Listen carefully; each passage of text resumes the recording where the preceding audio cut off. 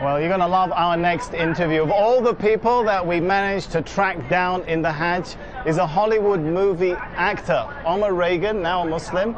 Thanks so much for joining us. You've acted in the movie Rush Hour 2 as a double for Chris Tucker. Tell me about how you went from Hollywood to Hajj. That's an amazing journey in itself. Yeah, when you put it like that, it kind of, I don't know. It's the first thing that comes to my mind, like, wow, how did I get here?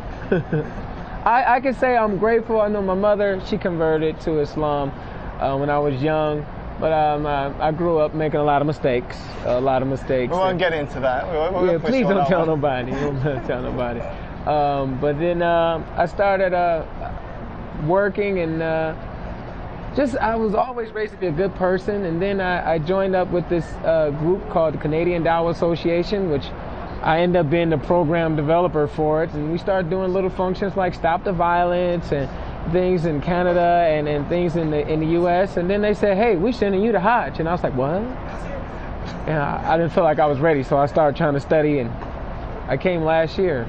All right, now, as I mentioned, you've doubled for Chris Tucker. You know what I'm going to ask you? I got to ask you, what would Chris Tucker say if he was on Hajj? He'd probably say something like, hey man, it's a lot of people and they pushing me. No, he can't say.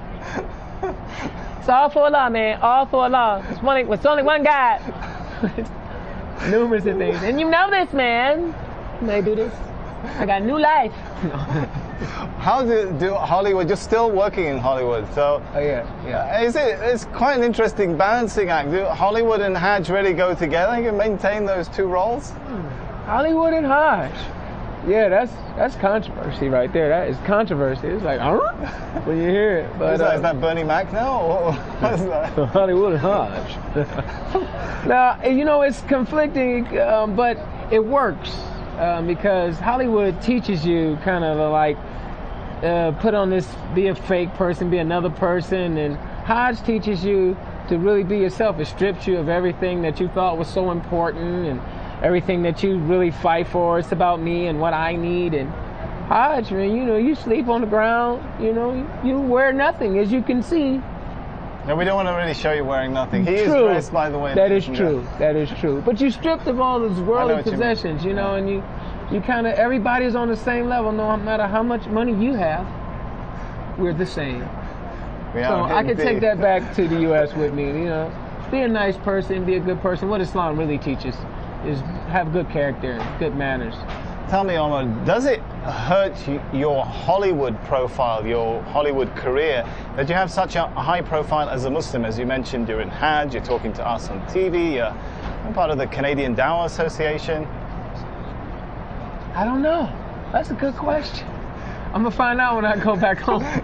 Well, if you need a job, I'll talk to my boss. Yeah, do that, because U.S., they'll be like, you was on Al Jazeera? What? I'm like, they love us.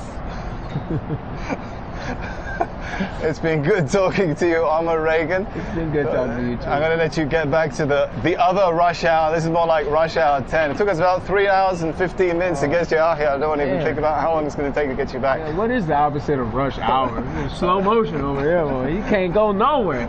It's just too many people. They in mountains and everything. It's beautiful though. It is beautiful.